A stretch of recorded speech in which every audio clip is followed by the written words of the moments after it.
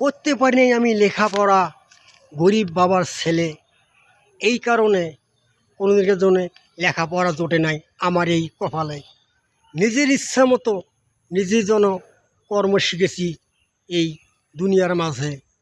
চলে ফিরে খাচ্ছি আমি নতুন কর্ম করে, মিস্ত্রি কাজ করে আমি, এটাই আমার ছিল একমাত্র আশা। সকলের মাঝে কাজ করে পাই আমি অনেক ভালোবাসা। সত্য পথে দিয়ে সত্যভাবে কথা বলি। এই কারণে ভিডিওতে আমি একটু একটু করে কন্টেন্ট তৈরি করি। সকলের মাঝে আমার কন্টেন্টটুকু যদি লেগে যায় ভালো, লাইক কমেন্ট শেয়ার করে দেবেন, চাই আমি সকলের কাছে একমাত্র। সকলে মিলে ভালোবাসা দেবেন আমার এই ভিডিওতে।